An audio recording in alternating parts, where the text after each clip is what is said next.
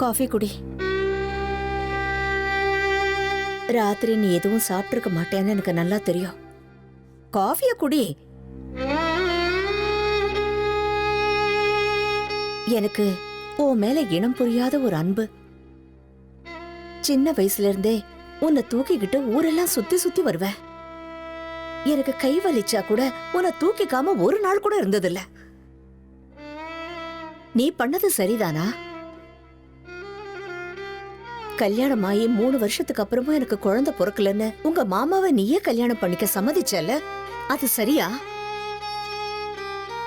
ஓ மாமாவையே நீ கல்யாணம் பண்ணிக்கிட்டா உன்னோட அக்கா மனசு எவ்வளவு கஷ்டப்படும்னு உனக்கு தோணவே இல்லையா? அப்படி என்னடி ஈர்ப்பு சக்தி இருந்தது உன் மாமா கிட்ட? என் கண்ணுக்கு இது வரைக்கும் தெரியவே இல்ல.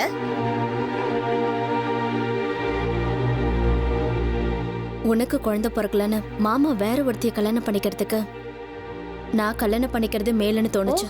அக்கா வாழ்க்கையை எவ்வளவு எதுக்கு கெடுக்கணும் நானே கெடுக்கலான்னு முடிவு பண்ணிட்டியா?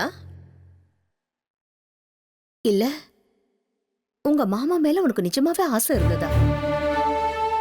அந்த மாதிரி என்ன எனக்கு எதுவும் இல்லக்கா. தயவு செஞ்சு என்ன லலிதானே கூப்பிடு, அக்கானு கூப்பிடாத. நீ என்ன அக்கானு கூப்பிடும் போதெல்லாம் எனக்கு உங்க மாமா தான் ஞாபகம் வராரு. ஜக்கி ஏதோ கோவத்துல உன்னை கொண்டு வந்து இங்க விட்டுட்டாங்கிறதுக்காக நீ இங்கேயே தங்கிடலான்னு முடிவு பண்ணிடாத. 1000 இருந்தாலும் அவன் உன் புருஷன். மோகங்கிறது வெறும் 3 நாள் தான். அன்பு மட்டும்தான் கடைசி வரைக்கும் கூடவே இருக்கும். ஜக்கி கொஞ்சம் அடாவடியா தான் பேசுவான், ஆனா அவன் கெட்டவன் கிடையாது. அவன் கை நிறைய சம்பாதிக்கிறான், நாளுக்கு நாள் முன்னேறிக்கிட்டே இருக்கா. உங்களுக்கு நல்ல எதிர்காலம் இருக்கு, ஆனா இங்க ஒண்ணும் கிடையாது.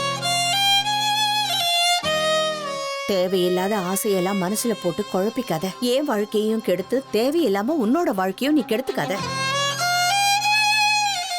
நான் சொன்னது உனக்கு புரிஞ்சிருக்கும்னு நம்புறேன்.